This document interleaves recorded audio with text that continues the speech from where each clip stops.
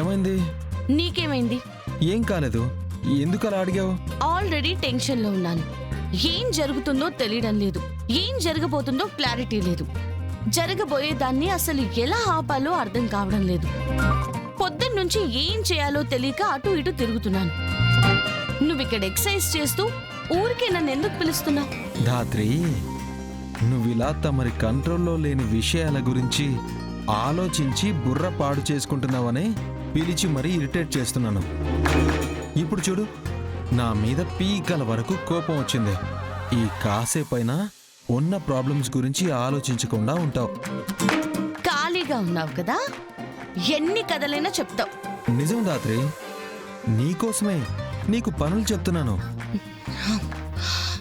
గుండెల మీద చేసుకొని చెప్పు.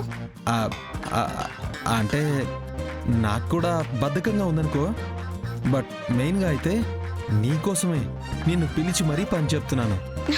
కేదార్, నిన్ను దాత్రి సారీ దాత్రి. చిప్పో, నేను పోతున్నాను. ఆగు దాత్రి. కిచెన్లోకి వెళ్ళి మళ్ళీ శ్రీవల్లిని రాయుడు మామయ్య తీసుకుని వెళ్లకుండా ఎలా ఆపాలి, భద్రం మళ్ళీ తిరిగొస్తే ఏం చేయాలని ఆలోచిస్తూ కూర్చుంటావు, అంతే కదా? దాని గురించే కదా ఇప్పుడు మనం ఆలోచించాలి. అవి ఎప్పుడూ ఉండేవే. పొద్దున్నే ప్రాబ్లమ్స్ గురించి ఆలోచించి టెన్షన్ పడకు.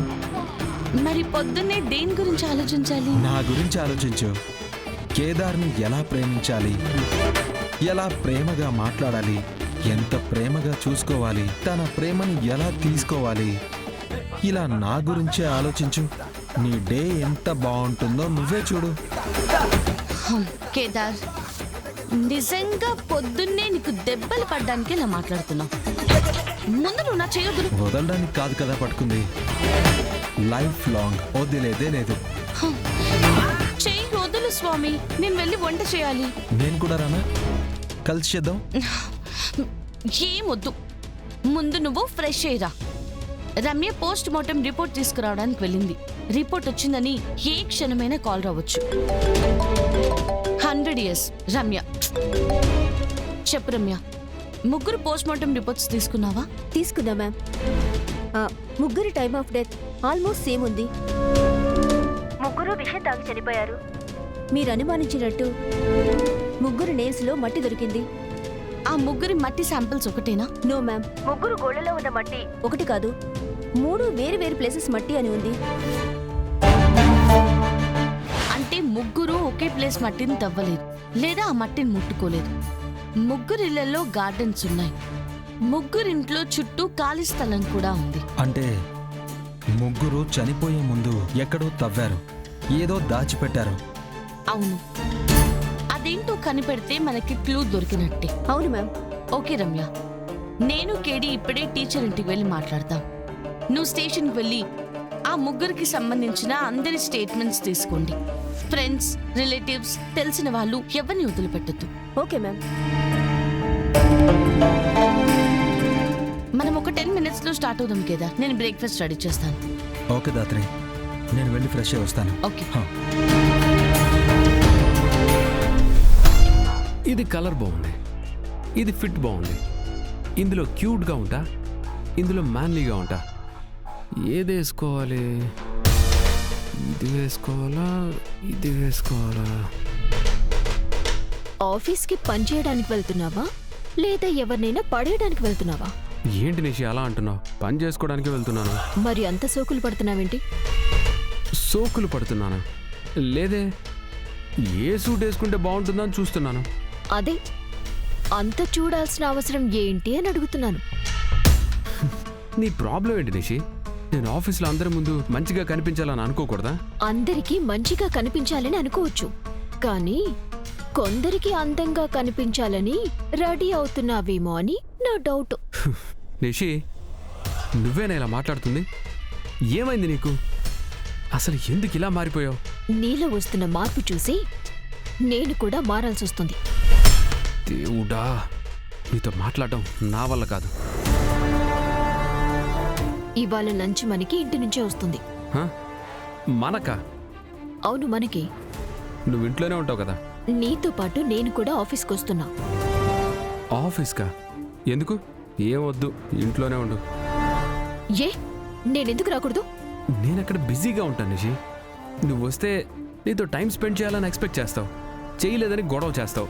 అంటే నేను గొడవ పడే గయ్యాలంటున్నావా?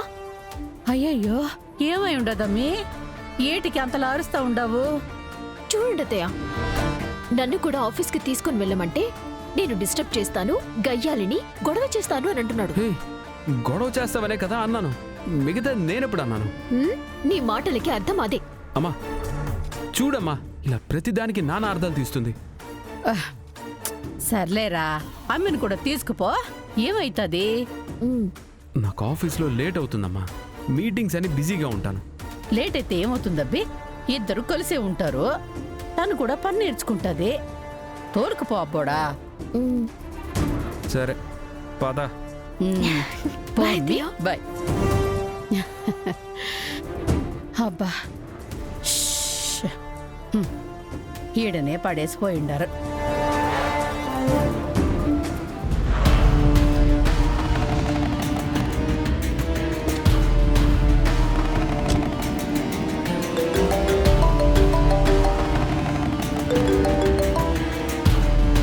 ఏరా లక్ష్మి ఇంటికి వెళ్ళారా? వచ్చాం మాత. ఇల్లంతా తల్లకిందులు చేసైనా మన మోటార్ని తీసుకుని రండి. అలాగే మాత, ఇప్పుడే లోపలికి వెళ్తున్నాం. హ్మ్.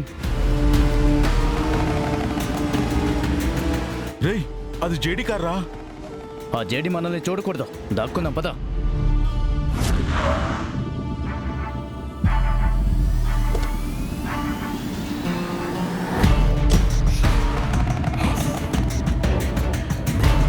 ఏమైందిరా? ఆ జేడి లక్ష్మి ఇంటికి వచ్చింది మాత. లక్ష్మి ఇంటికి వచ్చింది మాత. లక్ష్మి ఇంటికి వచ్చింది మాత. ఛ! జేడి జేడి జేడి, నా పని నేను చేసుకుంటున్నాను కదరా, మళ్ళీ ఎందుకురా ఇలా అడ్డుపడుతుంది? జేడి ఒక్కతే వచ్చిందా? పక్కన కేడీ కూడా ఉన్నాడు మాత. జేడి ఎందుకు వచ్చిందో నాకు తెలియదు, కానీ చావుల వెనకాల కారణం వెతకడం కోసం అయితే ఖచ్చితంగా ఇంట్లో ఉన్న మూటని తీసుకుని అక్కడి నుండి వెళ్తుంది. సరే, వచ్చింది కదా, జేడీని తన డ్యూటీ చేయనివ్వండి. మన మూట ఎక్కడుందో జేడీనే బయటికి తీస్తుంది. జేడీ చేతిలోకి మూట వెళ్ళిన వెంటనే నేను చెప్పినట్టు చేసి ఆ మూట తీసుకుని వచ్చేయండి.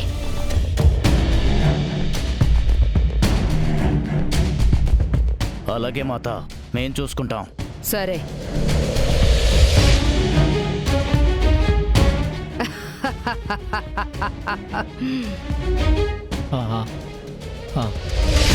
సరేనండి, మళ్ళీ చేస్తాను. నమస్కారం అండి. నమస్కారం మేడం.